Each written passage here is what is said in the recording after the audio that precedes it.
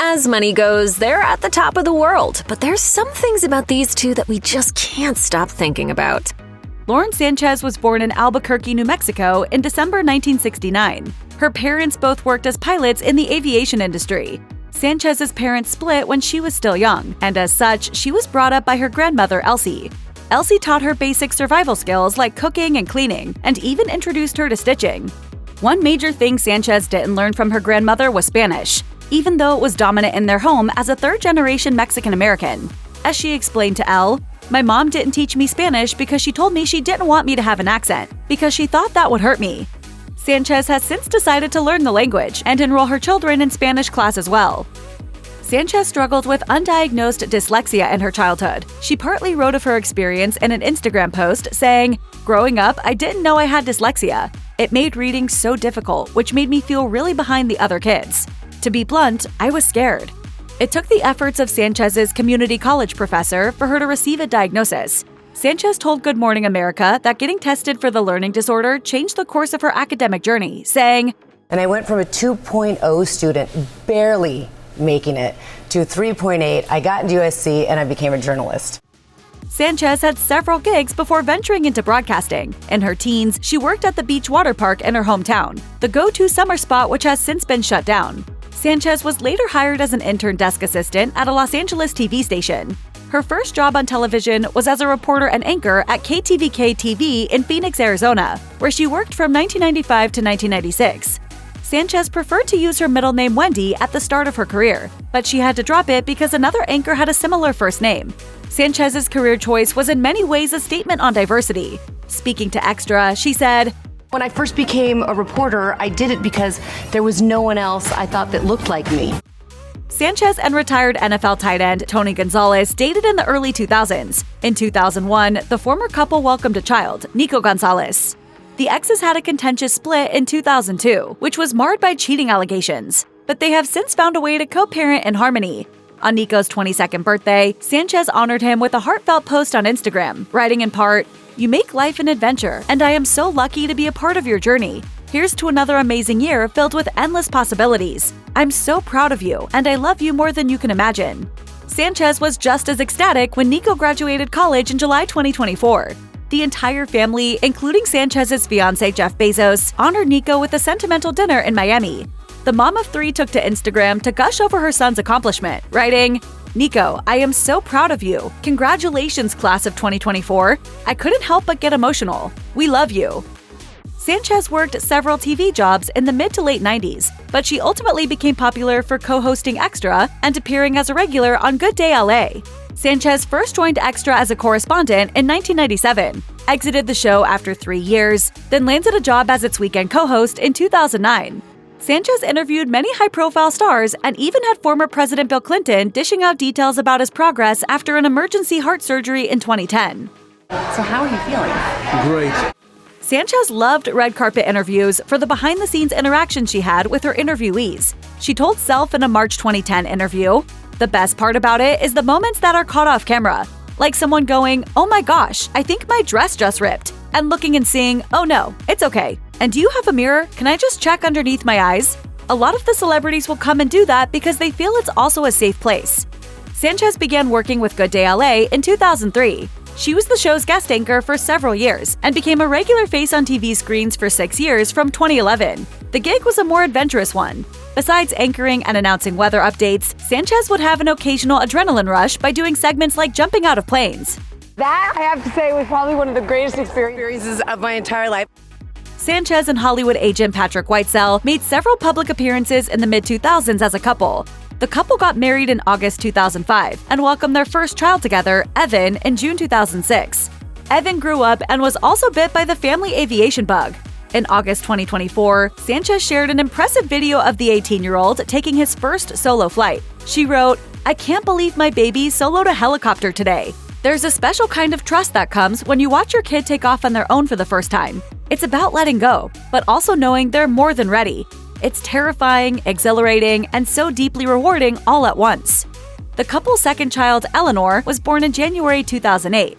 On Eleanor's 16th birthday, Sanchez shared a special tribute to her daughter by posting a throwback picture of her donning a Superman costume. In 2005, Sanchez became the first host of So You Think You Can Dance. The show launched in July of that year, featuring auditions in Los Angeles, New York, and Chicago.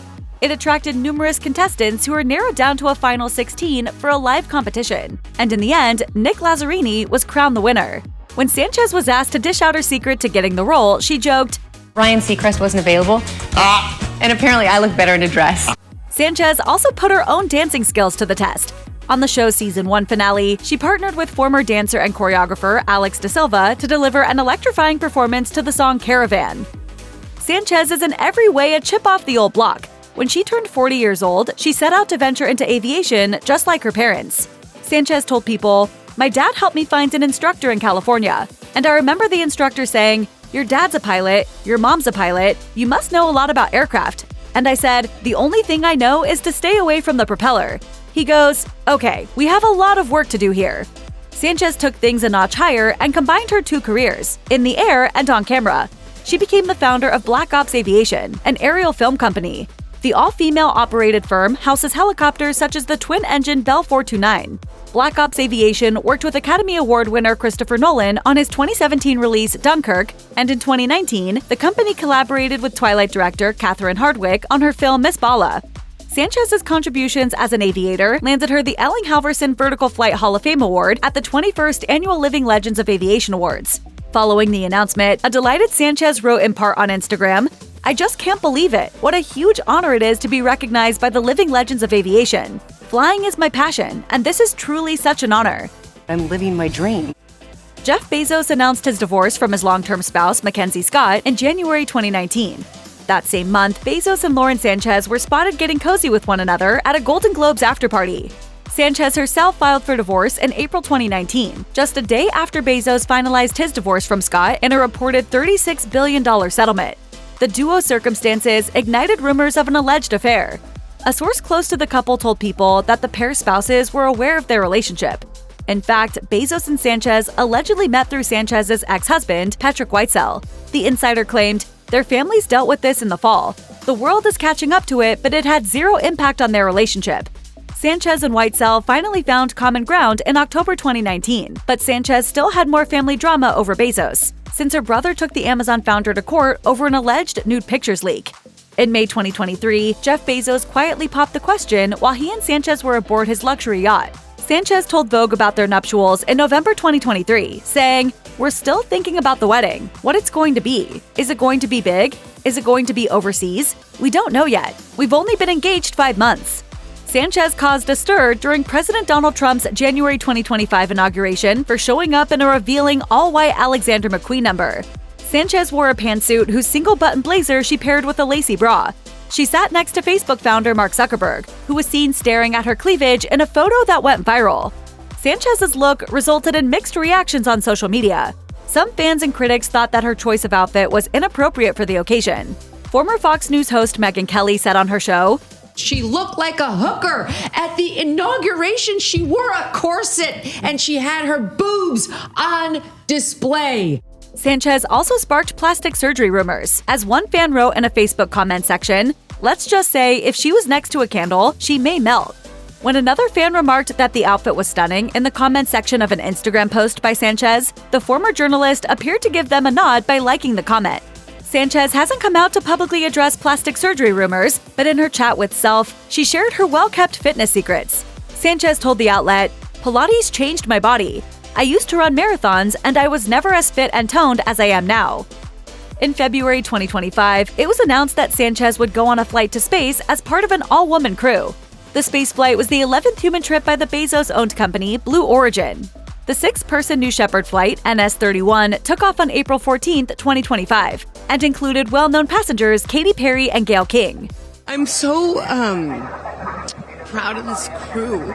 According to Sanchez, each member of the crew was selected because of the array of exceptional talents they bring to the table. In a full circle moment, she returned to Good Day LA as a guest and expressed how the choice challenged the gender gap in the field of exploration. She remarked, "I say it's an incredible group of explorers. When I think of explorers, growing up, it was like Magellan, Jacques Cousteau, it was Neil Armstrong. It was all these men." But, women are explorers too. For Sanchez, the mission was also significant because it presented an opportunity for self-development. She told People, This journey is more than a spaceflight. It's about inspiring the next generation of explorers and dreamers, being bold, and embracing adventure in pursuit of learning and growing as a person. Is Lauren Sanchez out of this world, or just out of her mind? She doubled down on showing everyone that life is better when you have money, and lots of it, and people only have one thing to say about it all. I have never been so disappointed in human beings. That's one of the top comments on Sanchez's Instagram post showcasing her recent brush with the Carmen line. Blue Origin's star-studded space trip was a marketing stunt, to put it bluntly, and an expensive marketing stunt at that. 1, 2, 3, take up space! While Sanchez, Katy Perry, and the rest of their crew made it home safely, it doesn't seem like the excursion was the pinnacle of hope and empowerment they tried to make it out to be. Comments on just about every scrap of media that covered the trip are rife with discussions about how out of touch the whole thing is. Why couldn't we spend this money on things that actually matter? Read one comment, while another said, I love when the billionaires say, we're all in this together, lol. Nearly all the responses have that sentiment in common. Nobody seems excited about the idea of a group of rich people rubbing that richness in the faces of everyone else who can't afford a couple minutes at the edge of the atmosphere. Hey, maybe it wasn't entirely pointless. It turns out that briefly sending some celebrities off-planet was the one thing that got everybody to agree on something. Or at least, that's what everybody agrees on once you sift through the comments joking about the shape of the rocket. What's that?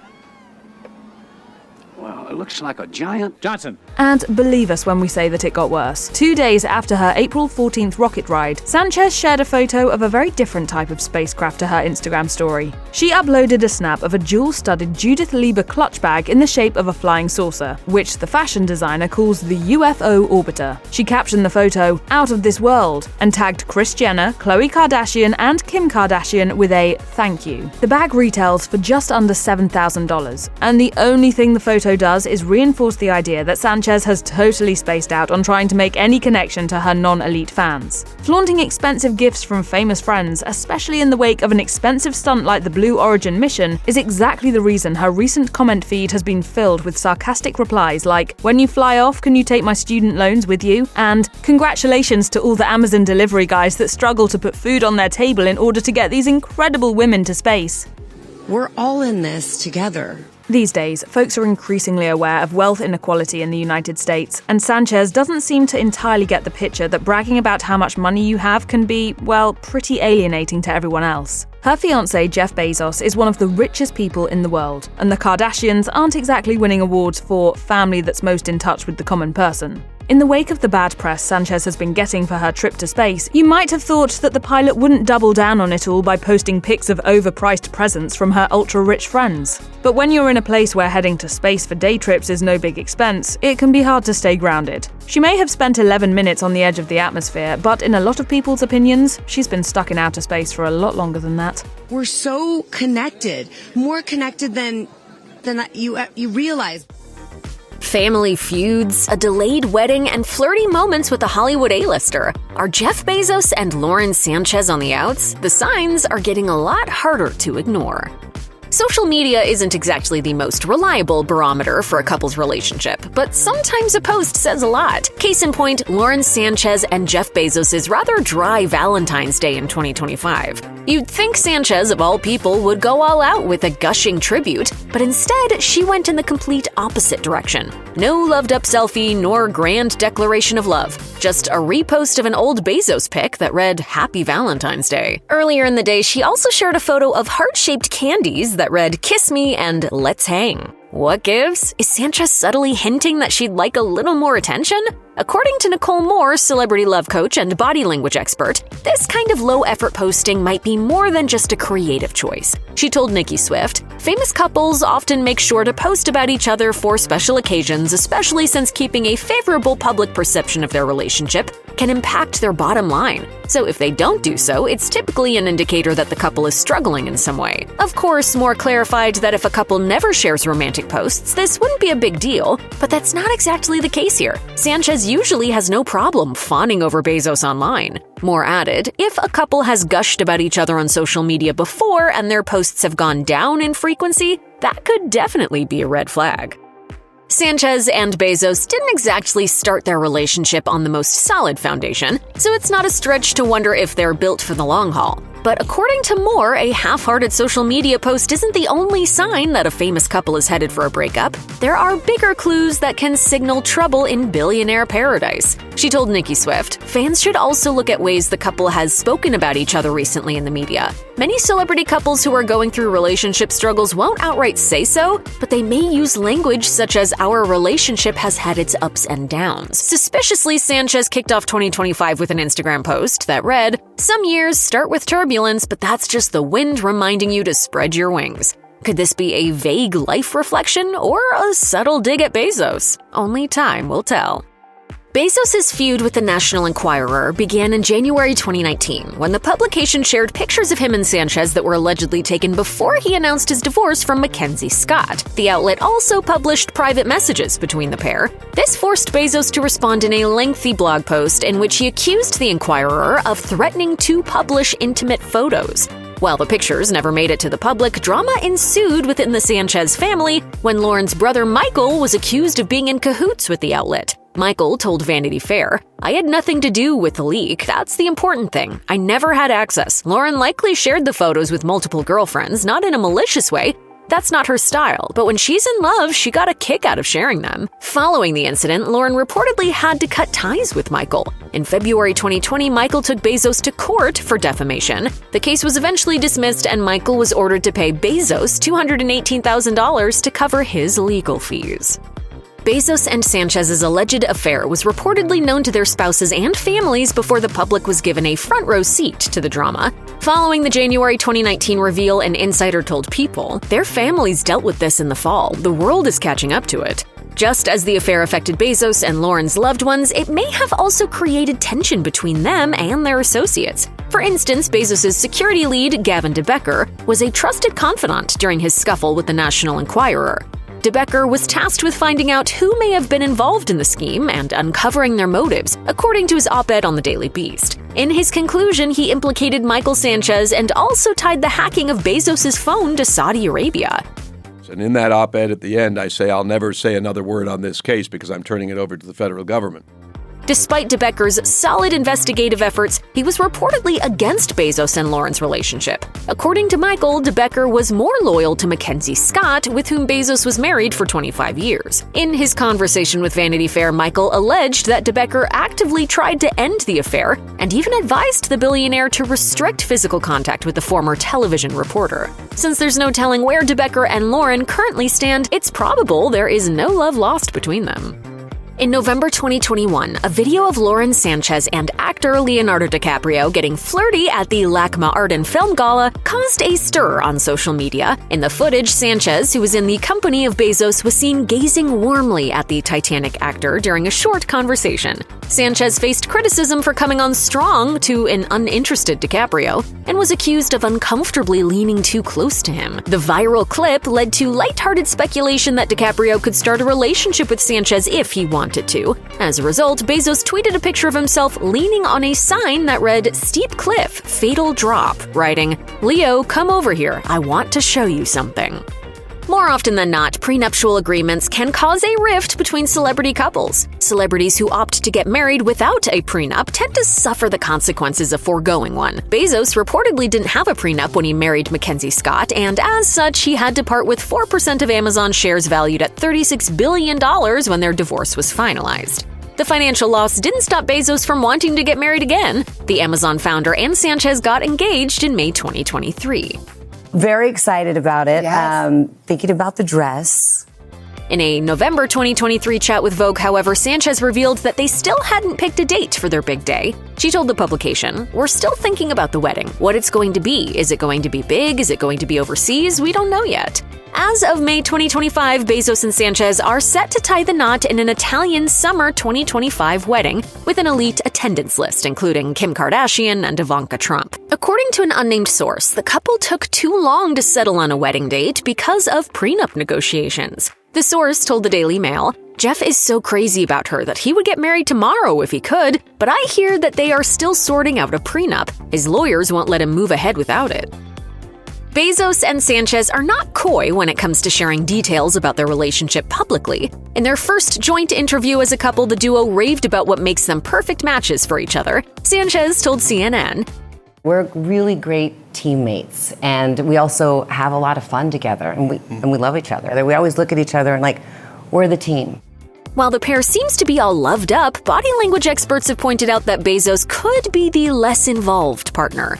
During Donald Trump's inauguration, Sanchez showed signs of being left out as Bezos and Mark Zuckerberg struck up a conversation. Body language expert Judy James told the Daily Mail that Sanchez tried to get her billionaire fiancé's attention mid-chat. James went on to add, he politely turned to look at her, but when he found out she just wanted to point out the ceiling, he smiled indulgently before sustaining his head rotation to turn straight back into his chat again.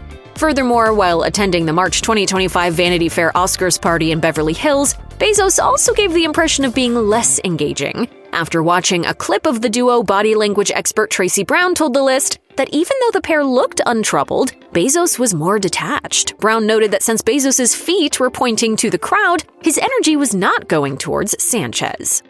As a power couple, Bezos and Sanchez are great workmates. Sanchez already works as the vice chairperson of the Bezos Earth Fund, a philanthropic organization that addresses climate change. So it was no surprise when the duo teamed up with the Bezos-founded company Blue Origin to send Sanchez and an all-women crew to space in April 2025. As a matter of fact, Bezos was interested in going on board. Sanchez told the Wall Street Journal in a January 2023 interview, "As much as he wants to go on this flight, I'm going to have to hold him back. He'll be cheering us all on from the sidelines." The couple eventually treated viewers to a warm show of PDA when Sanchez and the crew returned to Earth after the 11-minute flight. Bezos welcomed her with an affectionate hug and a little peck. During Sanchez's post-flight interview, she and her interviewer recalled a pre-flight joke that seemed light but could count as a sign of insecurity or a red flag overall. The reporter recounted, "You said, Jeff, if you don't want to marry me, you don't have to send me to space." Nevertheless, Sanchez maintained that she was looking forward to getting hitched, telling the cameras, I had to come back. I mean, we're getting married. If I didn't come back, that would be a bummer for me. While most billionaire couples often pay no mind to negative press, the same cannot be said about Lauren Sanchez and Jeff Bezos. Megyn Kelly once revealed that she was confronted by the couple's associate for criticizing Lauren's outfits on her show, saying, "They're vicious because Jeff Bezos runs the Washington Post. We had a call with some Hollywood PR firm and this PR agent went off on our booker. They were so angry because they represent Lauren or they do some business with her." Those two don't like to be made fun of.